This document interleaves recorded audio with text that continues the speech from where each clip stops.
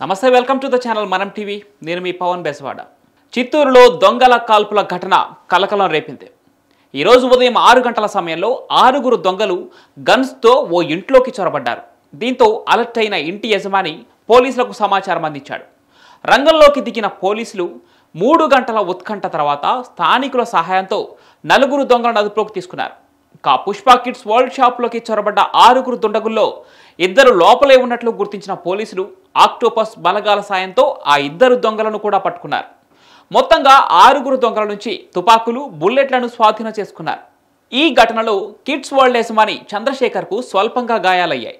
ఇక ఈ దొంగలు కేవలం దోపిడీకే వచ్చారా లేదా పర్సనల్ గొడవలు ఏమైనా ఉన్నాయా అది కాదంటే పక్కనే బ్యాంకు రాబరీ చేసేందుకు వచ్చారా అన్న కోణంలో విచారణ చేశారు పోలీసులు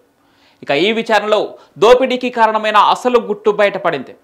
కిడ్స్ వరల్డ్ యజమాని చంద్రశేఖర్ ఇంట్లో దోపిడీకి చిత్తూరుకు చెందిన ఓ ఫర్నిచర్ యజమాని ఓ ముఠాతో డీల్ చేసుకున్నట్లు గుర్తించారు దొంగలు రబ్బర్ బుల్లెట్లు వినియోగించే తుపాకులతో ఇంట్లో దోపిడీకి ప్రయత్నం చేసినట్లు తెలిపారు పుష్ప కిడ్స్ షాప్ యజమాని చంద్రశేఖర్ను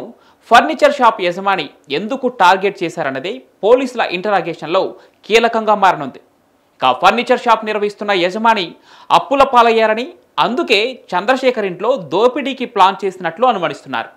ఈ దోపిడీ ప్రయత్నం వెనుక ఎవరున్నారు అసలు ప్లాన్ చేయడానికి కారణం ఏంటి అనే కోణంలో దర్యాప్తు కొనసాగుతోంది మరోవైపు దుండగుల వద్ద తుపాకులున్నాయన్న సమాచారంతో ఏపీ ప్రభుత్వం కూడా అప్రమత్తమైంది వెంటనే ఆక్టోపస్ బలగాలను రంగంలోకి దింపింది మొత్తానికి పోలీసుల ఆపరేషన్ సక్సెస్ అయింది